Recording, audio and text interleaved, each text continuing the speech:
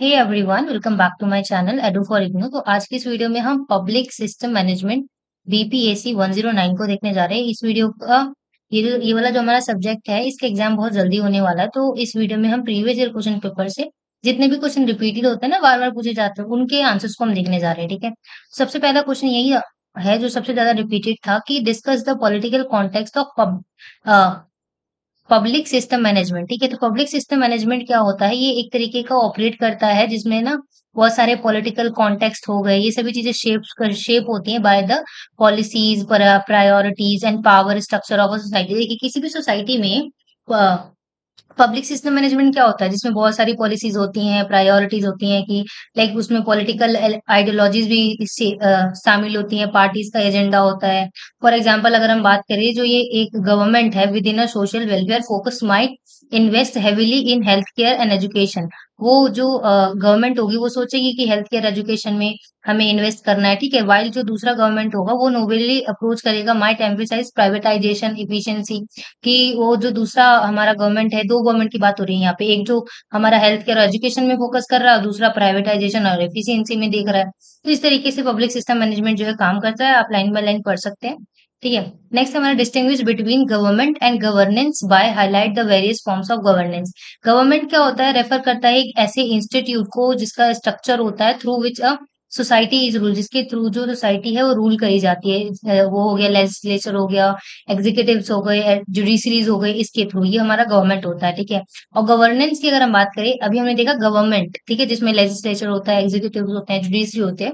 Governance क्या होता है कि इसमें ना एक तरीके का ब्रॉडर कॉन्सेप्ट होता है, एक तरीके का ये। ठीक है, और गवर्नमेंट क्या होता है? एक हमारा इंस्टीट्यूशन होता है। ठीक है, बट जो गवर्नेंस होता है वो हमारा एक ब्रॉडर कॉन्सेप्ट होता है, जिसमें प्रोसेस, रिलेशनशिप, इंस्टीट्यूशन को कैसे ग्रो करना है, ये सभी चीजें मैनेज होती हैं। और इसकी हम बात करें तो इसके वेरियस फॉर्म्स होते हैं, जैसे hierarchical governance, network governance, market governance, participatory governance. ठीक है, ये एम्फेसाइज करते हैं the involvement of citizen in decision making process. Decision making process में जो गवर्नेंस होता है वो इंश्योर करता है कि जो भाई जो सिटीजन्स है ना, उनका भी इन्वॉल्वमेंट हो। कुछ इस तरीके से आपको इसका आंसर लिखना था।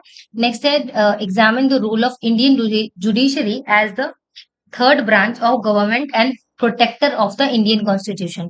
जो हमारा बेसिकली जुडिशरी है, उसके बारे में आपको बताना है कि कैसे वो थर्ड ब्रांच की तरह काम करता है गवर्नमेंट के लिए, और प्रोटेक्ट करता है हमारे इंडियन कॉन्स्टिट्यूशन को।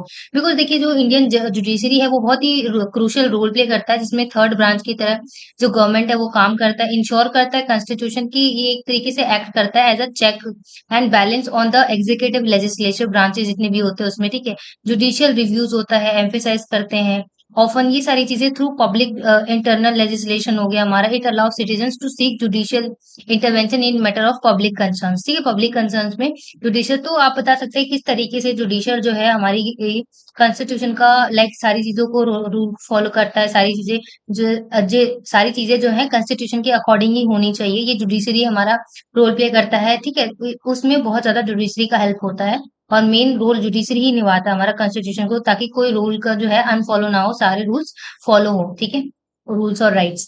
नेक्स्ट है, right a note on network governance. Again आपको ऊपर वाले क्वेश्चन की तरह इसमें भी लिख देना है।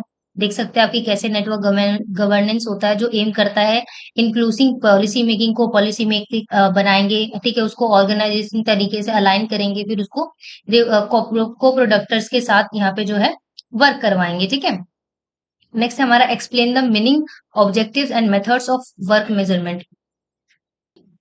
तो वर्क मेजरमेंट क्या होता है? ये ना एक तरीके का प्रोसेस होता है जो स्टैब्लिश करता है, जिसमें टाइम जो है वो वर्कर को नीड होता है कि वो एक स्पेसिफिक टास्क उनको दिया जाता है, और फिर उसमें वो एक डिफाइन करते हैं standard of performance. The objective of work measurements are to improve efficiency by identifying, establishing fair works, is facilitates planning, scheduling, determining staffing required and labor costs। ठीक है, methods of वर्क मेजरमेंट्स की बात करें तो इसमें हमारा हो सकता है टाइम स्टडी, प्रीडिटरमाइंड मोशन, जितने भी टाइम सिस्टम्स होते हैं, वर्क सैम्पलिंग हो गया, स्टैंडर्ड डाटा हो गया, इन सभी का एग्जाम्पल देते हुए आप इसको एक्सप्लेन कर सकते हैं। नेक्स्ट है, examine the implementation of public system management reforms introduce in India. India में क्या क्या चीजें, जैसे कि ई गवर्नेंस हो गया, पब्लिक फाइनेंशियल मैनेजमेंट सिस्टम हो गया, जिसको हम पीएफएमएस कहते हैं, डिसेंट्रलाइजेशन एंड लोकल गवर्नेंस, जो स्ट्रेंथनिंग करता है पंचायत को, पंचायती राज इंस्टीट्यूट जो है उसको, ठीक है। Right to public service legislation, civil service reforms हो गया, ठीक है। तो इस वीडियो में हम बेसिकली क्वेश्चंस के आंसर पे ध्यान दे रहे हैं। कॉन्सेप्ट आई होप कि आपने पहले पढ़ा होगा, तो आपको ये आंसर समझने में बहुत आसानी हो जाएगी। अब वीडियो को पॉज करके लाइन बाय लाइन पढ़ेंगे ना, तो बहुत इजी वर्ड्स में लिखा गया, आपको आसानी से समझ में आ जाएगा। नेक्स्ट है discuss the salient features of the right to information act. हमारा है आरटीआई जो है उस एक्ट 2005, उसके साइलेंट फीचर्स क्या है ये हम पहले भी डिस्कस कर चुके हैं। जैसे कि राइट टू इन्फॉर्मेशन हो गया, कि इन्फॉर्मेशन लेने का हमारा हक है। पब्लिक अथॉरिटीज जो है, इन्फॉर्मेशन कमीशन है, प्रोएक्टिव डिस्क्लोजर्स हो गए, ये सारी चीजें इस पे फॉलो होती हैं। और इसके नीड्स की बात करें तो जैसे कैपेसिटी बिल्डिंग होती है इससे, डिजिटाइजेशन होता है, अकाउंटेबिलिटी मैकेनिज्म, पब्लिक अवेयरनेस, ये सारी चीजें इसके थ्रू ही हो पाती हैं, ठीक है। तो ये हमारा राइट टू एक्ट का कुछ फीचर्स, साइलेंट फीचर्स, ठीक है। वीडियो पॉज करके देख लीजिएगा। नेक्स्ट है right short notes on the following in about 200 words each. ठीक है, स्ट्रक्चर मैनेजमेंट इंफॉर्मेशन सिस्टम, ये सारी चीजें, ये मैनेजमेंट इंफॉर्मेशन सिस्टम है जिसमें ना इंटीग्रेटेड सिस्टम और ये सारी चीजों को कलेक्ट करके प्रोसेस करके इंक्लूड किया जाता है। और इसके फॉलोइंग कंपोनेंट्स हो सकते हैं, जैसे कि हार्डवेयर हो गया, सॉफ्टवेयर, डाटा, प्रोड्यूसर्स, पीपल हो गया, फीडबैक मैकेनिज्म। किसी भी चीज में ना आप सक्सेसफुल बनाना है, चाहे वो कम्युनिकेशन हो या फिर कोई प्रोडक्ट हो, तो उसके लिए फीडबैक बहुत इंपॉर्टेंट होता है। तो इसमें भी फीडबैक का बहुत ज्यादा रोल प्ले होता है, ठीक है। सो एमआईएस जो है वो सपोर्ट करता है स्ट्रैटेजिक, टैक्टिकल, इन सभी चीजों को ठीक लेकर, ठीक है। तो आज की वीडियो बहुत हेल्पफुल रही होगी, आई होप आप सभी के लिए। क्वेश्चंस ऐसे हैं जो एग्जाम में आने के बहुत ज्यादा इनके चांसेस होते हैं, ठीक है। तो बीपीएससी 109 हमने देखा, इनके अलावा किसी और सब्जेक्ट कोड का अगर आपको वीडियो चाहिए तो आप कमेंट सेक्शन में लिख सकते हैं, आपको जल्दी से जल्दी प्रोवाइड करा दिया जाएगा।